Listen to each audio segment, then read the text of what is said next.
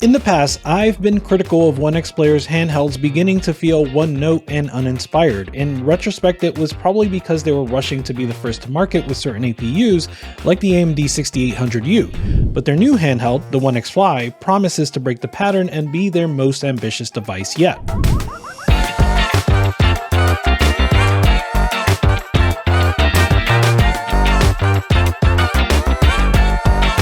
It's got the most powerful APU on the scene, a respectable battery to go with it, a variable refresh rate screen which feels surprisingly big given the lightweight package, and they have new software that's supposed to make everything easier to use. At least that's what they're claiming. Does it all come together to make a good handheld? Well, they've set their sights on the ROG Ally and are looking to come out the winner in a head-to-head battle.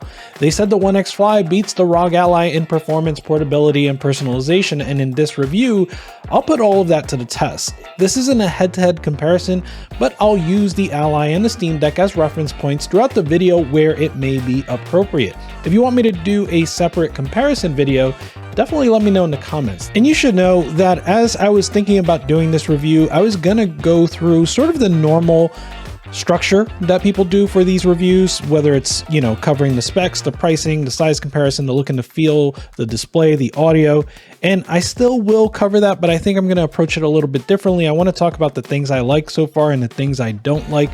And as a result, I may not get into specifics like specs and pricing too much, but I will show those on screen where it is appropriate.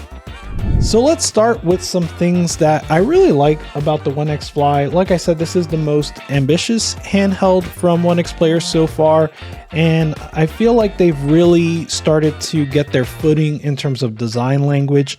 The design of the other OneXPlayer devices so far has been pretty garish to me, pretty ugly, and they still have some of that, right? Like they have this text alongside the screen where it says gaming computer for hardcore gamers. And some of the iconography fits that too. But I think though that they've really found their footing a little bit here where the design language is a lot more elegant. I take the volume rocker as a big example here. It has this curvature to it that's unique. It's actually functional because you can better tell where the minus and the plus are, but it just looks kind of nice and a little bit more subtle or nuanced than their usual design language. So I really like that. In terms of I/O, it has the standard, it has the headphone jack, it has a USB-C port, which looks a little nicer here with the inset that it has. It has a USB-A port, and on the bottom it has another USB-C port and the SD card slot. For a handheld that's coming out now in the second half of 2023, I would say it's missing two things. It's missing a fingerprint sensor and an Oculink connector. I think both of those would be valuable here, and especially for the fingerprint sensor, you've already come to expect that for a handheld, like I said, in 2023. And an Oculink connector, I think, is going to get more and more common, and you do want that for dockability and just the ability to add more power. The controls are really good as well, where the shoulders have like a nice tight resistance to them, at least for now. And the buttons all feel really good, really clicky. The D-pad feels really nice. The analog sticks are Switch analog sticks, so they're a little bit smaller. And the other thing I like about the design language, this one is going to be really, really divisive. I like it, at least so far, is the plastic on here. It's got this, I think they're calling it UV coating, which I think is probably just marketing, but it just feels really soft and really almost organic. I know it sounds weird, but it just feels nice in the hands. The problem, of course, is that it seems like it would be more likely to attract grease and get these blemishes. And honestly, there is some of that already. There are smudges on here, but honestly, I don't think they look too bad. I don't think they're that noticeable, and they're pretty easy to clean off, but it does get in the way of the design language that I've been praising. And going back to that and how nice I do think this console looks is the screen. So the screen has really small bezels compared to other 7-inch screen handhelds we've seen so far, namely the Steam Deck and the ROG Ally. The fact that the screen is the same size but on a smaller device because of the smaller bezels means that weirdly it actually makes the screen feel bigger. It makes the screen feel like a bigger screen in my hands. I'm not sure if that's just like a placebo or something like that, but it does feel bigger just by virtue of the fact that it's on a smaller handheld. The screen also has a really good color range compared to the Steam Deck especially. I haven't really put this side by side with the ROG Ally. I'll do it here for B-roll, but I haven't done it as of me writing this, so I haven't seen how it compares to the ROG Ally, but it obviously compares very favorably to the Steam Deck. Another upside to the screen is supposed to be the variable refresh rate. It's supposed to go up to 120 Hertz. I am saying supposed to because my version doesn't do that. I have a prototype. I suppose it's the software that's not ready for the VRR yet. Those drivers aren't ready. So I haven't had a chance to test that. Hopefully by the time this launches, they'll give me updated drivers or they'll send me an updated review unit. Either way, I haven't had a chance to test it, so I can't say if that's going to come out as well as it has on the ROG Ally. But obviously on the Ally, it's been wonderful. It's been really, really nice to have a variable refresh rate screen for those times where you're not getting a consistent frame rate. It's not going to help out the stutters, but it does help out dips in frame rate or even inconsistent frame timing. The last thing I'll say that I really like about the OneXFly is obviously the power, but more importantly, they paired the 7840U with the 48 watt-hour battery, and the Steam Deck and the ROG Ally are both 40 watt hours, so this is a 20% larger battery. I've certainly said before that you need at least a 50 watt-hour battery to sort of match the Steam Deck in battery life when you have these handhelds. I think a 48 watt-hour battery is pretty good and really does get the battery life up to parity with the Steam Deck, but now you're playing in 1080p with some more power. Oh, one thing I didn't mention in terms of design language is the personalization that they have here. So I do like that you're able to get your name on here. They have Fan the Deck on the right side. They have Cream Cake on the left side. I didn't request that. I don't know what that says about me that they're calling me Cream Cake here, but it looks good. And you know, it's always cool to have personalization, especially for something like this, a handheld. It doesn't seem like it'd be cheap to do personalization, so it's really nice that that's an added benefit. At the end of the day, I don't think this is anything that's going to sway anyone's decision, and even for some people, it may also be gaudy, right? It may once again invoke that hardcore gamer aesthetic that some people have pushed away by now. I think this is a nice balance. It's not too in your face in my opinion, and like I said, it's nice to have personalization. As far as things I don't like, there are a few here as well, right? So we have to talk about the elephant in the room that is Windows. Navigating Windows is already difficult, and so it takes a lot of software to sort of mitigate that.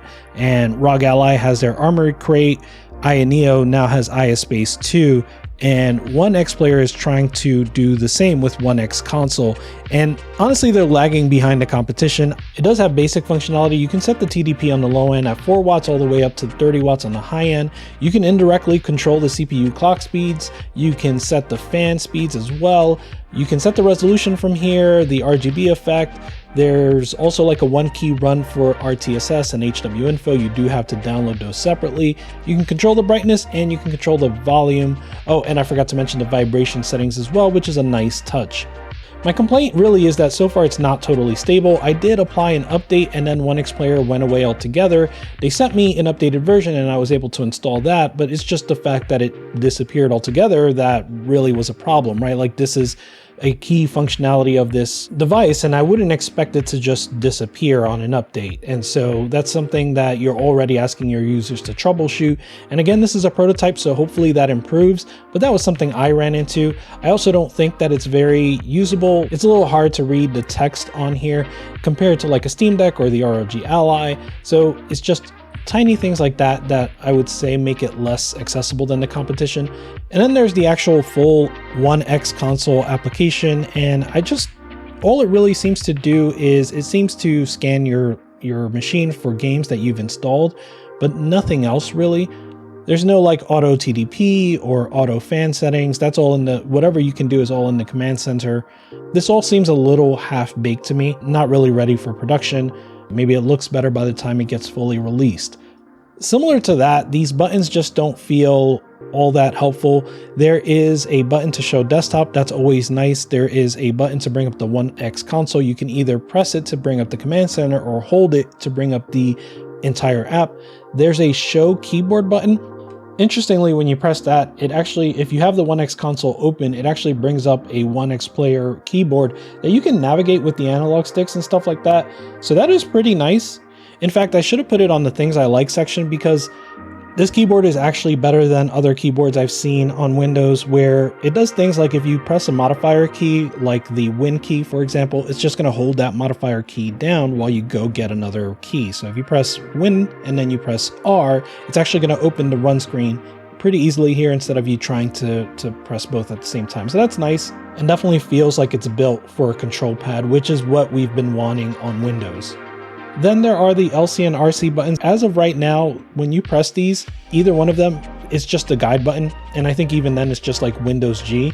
So it doesn't actually function like a guide button. It just brings the guide button stuff up. I wish that these keys did something else. So right now you have two buttons that are mapped to basically one functionality, when on INEO devices, they're mapped to 4 different functionality. You can either press LC or hold LC, or press RC or hold RC. There's 4 different pieces of functionality that can be mapped to 4 different things, like Task Manager, locking the device, or just Control-Alt-Delete. One more thing I don't like is that my device is still missing variable refresh rate, VRR. I've already mentioned that, but it's just a shame that I didn't get to test that. That should be one of the bigger selling points of this device, and I kind of feel like maybe they should have held off on sending out review units until they really had that ready. But I understand that things can't be perfect all the time, so I understand that, but it would have been nice to test that. Hopefully they do send me some updated software or some updated review unit so that I can tell you about the VRR before you actually put your money down. And speaking of money, this is not something I like or don't like. I just wanted to tell you about the pricing really quickly. It's basically, you can get one for as low as $739, which is only a little bit more expensive than the ROG Ally, or you can get one for as expensive as $1,299, so $1,300. That one comes with 64 gigs of RAM and 4 terabytes of storage. Like, that's one where hopefully you're not buying another handheld for a while, but it is still pricey. And these are just crowdfunding prices, so they are going to go up after the crowdfunding phase, and that's absolutely normal for devices from OneXPlayer, INEO, GPD Win. But to me, the process of purchasing a Steam Deck or an Asus ROG Ally is just a lot more consumer friendly. In the case of the Asus ROG Ally, you can just walk into a store and pick one up. In the case of the Steam Deck, you can have it shipped to you within a few days, and you have the refund policy that is pretty generous, not to mention the warranty, which is a year long. So the prospect of having to get in a crowdfunding campaign to get the cheapest price, and then you have to wait a few months to actually get your device, it can just take the wind out of your sails, especially considering how, like I said, you can just go in a store and buy a ROG Ally today for $700 and have potentially a better time with returns or repairs should you need that. The last thing I'll say I don't like is the fan noise. It's immediately a lot more audible than either the Steam Deck or the ROG Ally, and yeah, although the device stays cool from my experience, so that's great, the fan noise is immediately audible, and it's a lot more distracting than the competition, so that's something to keep in mind for sure. So if I look back at OneXFly's marketing, that it beats the ROG Ally in terms of performance, portability, and personalization, I would say yes, that's true, but there's more to it than that for sure. I would say in terms of performance, the 7840U does a lot better job than the Z1E in almost all categories. I would say the OneXFly is indeed smaller, lighter than the ROG Ally, but the ROG Ally sometimes feels lighter, as I mentioned earlier, and obviously personalization. The OneXFly has personalization and the ROG Ally doesn't, but that's fine. I don't think that's a big deal for me. I would say really where the OneXFly really comes out ahead of the ROG Ally is, yes, power, performance, portability, not just because of the size, but because of the battery. It has a 48 watt hour battery, so that's a huge point in favor of the OneXFly. But the ROG Ally still has a lot going for it too. It's easier to buy. You're going to have better customer support, even though I've been critical of Asus's customer support in the past. You're going to have better community support. You're going to have better repairability for sure. And even with all the changes to the fan, I will say the fan is still quieter than what's in the OneXFly. I'll point out, of course, that the SD card slot for the OneXFly is on the bottom, so you shouldn't have any SD card issues, SD card reader issues. Knock on wood for that one.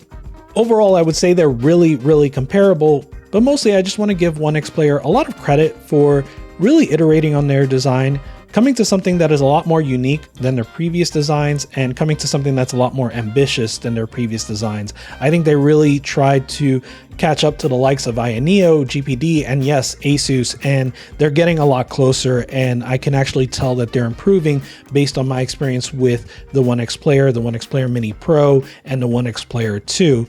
This is easily their best handheld yet, and I'm pretty happy that that's the case. Let me know what you think. Is the OneXFly interesting to you? Does this make you more interested in OneXPlayer handhelds?